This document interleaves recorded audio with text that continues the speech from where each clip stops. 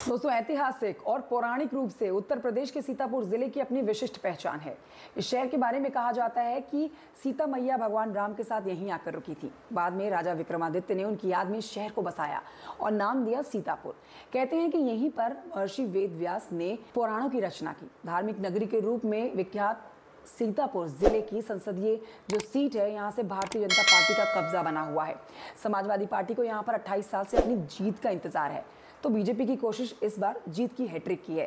Sitapur Lok Sabha seat का जातीय समीकरण या कहिए कि जीत का समीकरण आप जानेंगे। नमस्कार, मेरा नाम कंचन डोगरा नेगी है। वीडियो अच्छा लगता है, जानकारी काम की लगती है तो आप वीडियो लाइक कर सकते हैं, चैनल को सब्सक्राइब भी कर सकते हैं। सबसे पहले आप जानिए 2019 के चुनाव के परिणाम यहाँ से कैसे आए थे। 2019 के लोकसभा चुनाव के सीतापुर संसदीय सीट पर जब आप नजर डालते हैं तो यहाँ पर बीजेपी ने राजेश वर्मा को चुनावी मैदान में उतारा। बसपा ने यहां से नकुल दुबे को टिकट दिया। नकुल दुबे बसपा सरकार में कैबिनेट मंत्री रहे।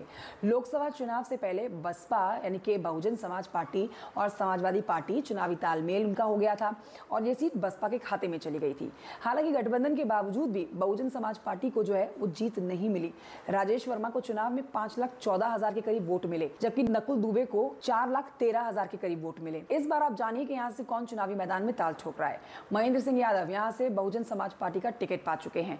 राजेश वर्मा एक बार फिर से चुनावी मैदान में है, भारतीय जनता पार्टी ने इनको टिकट दिया है और नकुल दुबे कांग्रेस के टिकट पर यहां से चुनावी मैदान में ताल ठोकते हुए नजर आ रहे हैं।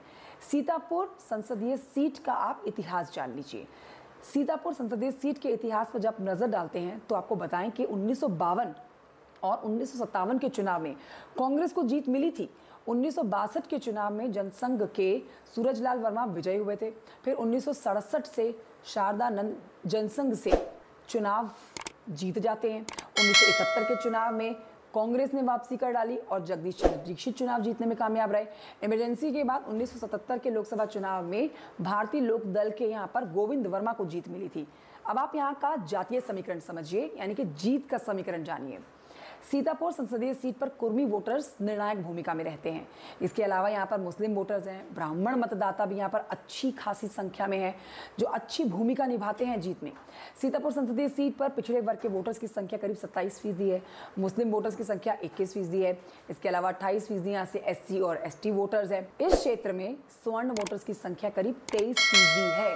अब देखना ये होगा जीत के परिणाम किसके हक में जाते हैं। कमेंट करके बताइए जानकारी आपको कैसी लगी। Thank you so much for watching. जय हिंद।